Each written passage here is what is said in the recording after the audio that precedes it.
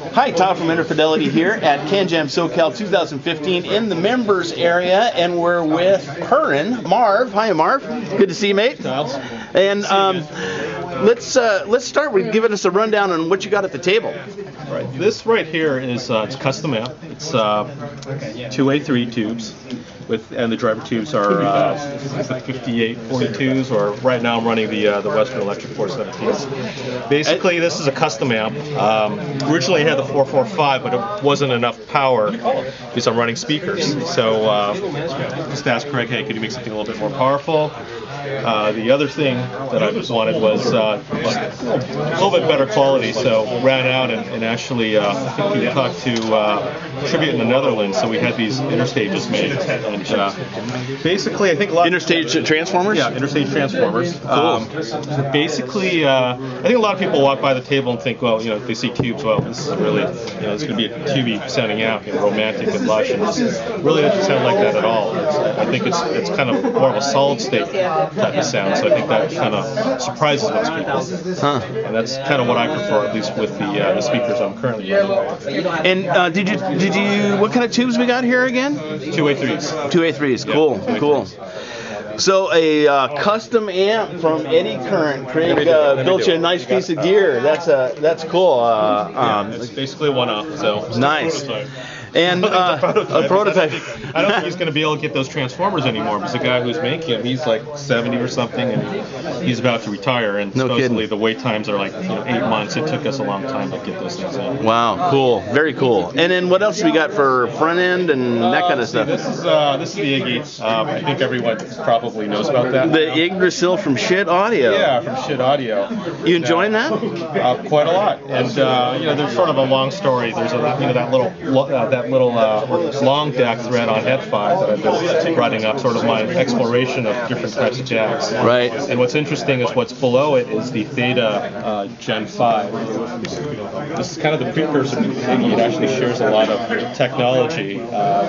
Well, doesn't it share the fact that the designer is the same person? Yeah. Designer, I think Mike Moffett. There's another guy called Dave. I think he works on some of the DSP. So there are a lot of folks who were, I think at least two that I'm aware of, maybe 2.5, who worked on the same DAC, and this is sort of the modern take on it. The Gen 5 was known as a fantastic DAC 25 years ago. Now these are ladder DACs, right? The bottom one is a ladder DAC. Technically, the one on top is a hybrid ladder and string DAC. So I guess I don't know. I haven't. I knew that it wasn't normal. I guess I wasn't familiar with it. It's not a Delta Sigma DAC. It's not a Delta Sigma DAC. Yeah. It's just an array of a bunch of resistors. Cool. Cool. And you're driving a whole variety of headphones here. Which ones do you like? I don't know. I kind of don't listen to headphones anymore.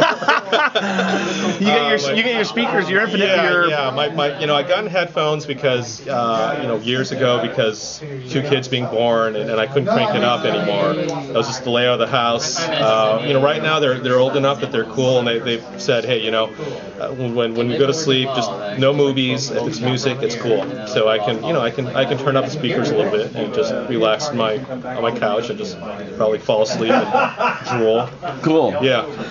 Now, one of the things I'm focusing on here at this show is that I really want to interview the community members, people like yourself and Mike over there and whatever, because that's a lot of what the activity is. Why don't you tell me a little bit about your relationship to a community of enthusiasts and what do you do, where do you hang out, all that kind of stuff? Well, you know that. I mean, you were the first guy. Well, you tell me. Okay, you were the first guy to start doing measurements. And I think it started years ago where I saw what you're doing, and I kind of had a different take at that time. I was doing the CSDs, the cumulative special decays at that point, before I started doing just bar plots. And really, I think back then, there were probably we didn't have all the headphones we had back then. Right. It was basically Sennheiser and Grado, right? Right. And different flavors: the Sennheiser 650, 600, and the Grados. You had this really bright, fast sound, and you had a little bit more laid-back sound, especially with the 650s. And then there are a lot of other headphones, and I think one of my main complaints was there was a lot of crap in between. I'm going to get myself into trouble now, but there's just a lot of headphones with when I put them on, coming from the speaker world, it's like, geez, I can't handle this. This is painful. Yeah. And I agree. You won't get in trouble. I absolutely agree. There are a lot of bad headphones out there. It's surprising. Yeah. And it's like, okay, how do we quantify this from an objective point of view? Because it's all over the place. You can ask one person, these are great, or these are bad. Or, let's kind of step back a bit and try to take some effort in. And the whole CSD thing was to identify the issues and the trouble that would hurt those ears.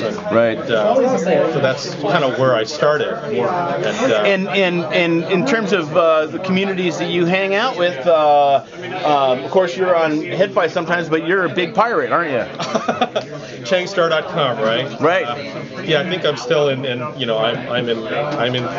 HeadFi territory right now, so I better not mention that. But who cares, right? Yeah. No, I'll mention it.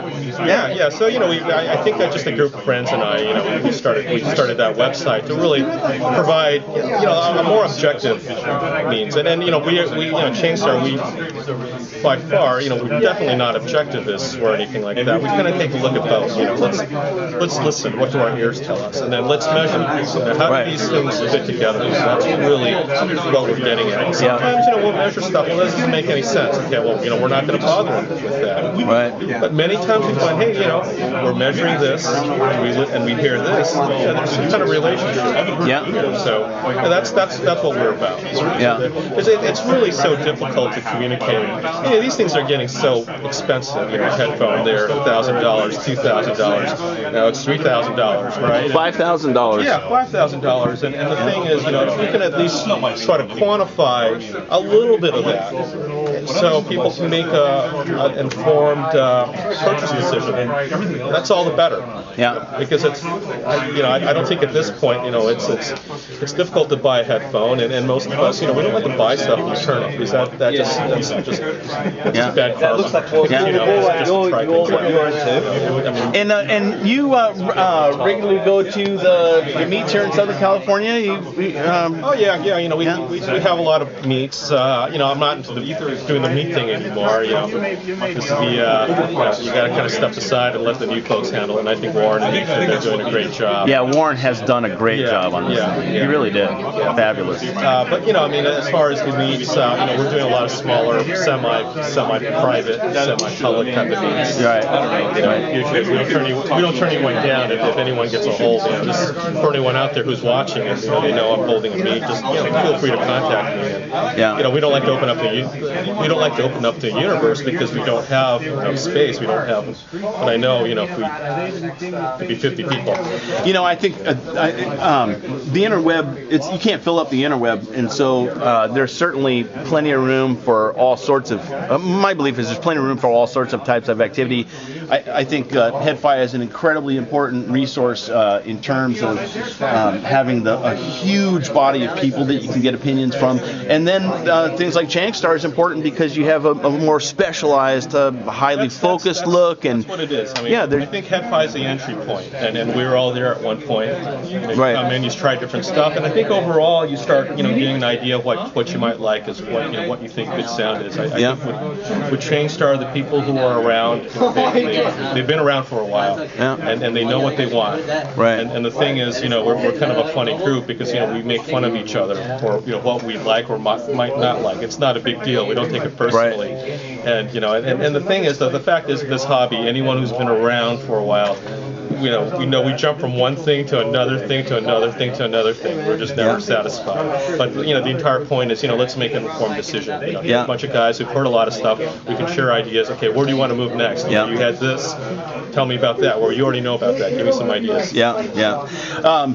Another example is Ben over there, who does a lot of DIY stuff, and he's over the DIY audio and TCAN's A and B side and stuff like that. It's really a lovely thing to have so many available resources in various places that allows us to have an activity like this. It allows us to express ourselves in our love of music and stuff like that. Yeah, and also it's a level of trust too, because among the members we do a lot of sharing. I think I'm not trying to promote this, and I've seen a few guys who just come on randomly and say, hey, can I get on this loaner list? Usually it's no, because we don't know who you are. But if you hang around with us, we get to know you. It's just we share gear. Headphones get passed around and stuff, and that's probably a really great way. Would you say that you've got that you have a group of friends that you made online in this activity? Yeah, it's one of the great things about making friends online within the community is that at this CanJam we've got people flying in from around the country, and it's always kind of neat. Sometimes you end up meeting people that this is the first time you met them. But you're actually good online friends. There's so many people that I consider friends now that came out of this activity. It's a terrific thing, really. Well, Marv, thanks very much for your work, man. Changstar.com if you want to look at cumulative spectral decay measurements. It's a different type of measurement that I make. You really can't compare the two. So if you want to use Marv's measurements, you really got to spend some time looking at the differences and the variations. But it certainly does tell you something different than my measurements tell you.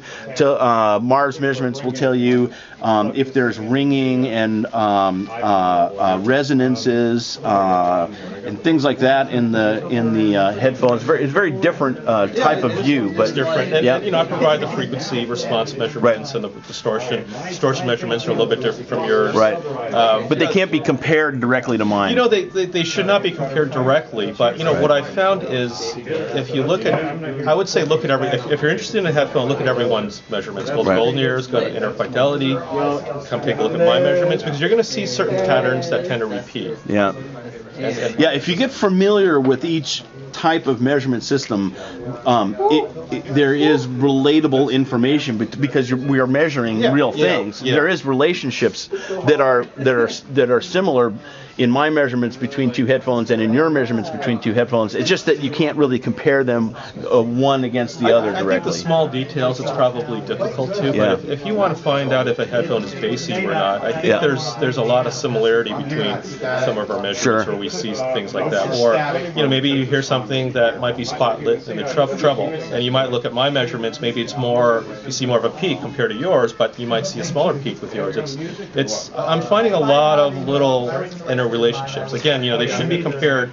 Any kind of measurement should be compared relative within its own system. Right. But go out and get as much data as you can from that headphone. And we don't worry about stuff like that too much. Cool. All right. Thanks, mate. Have a good one.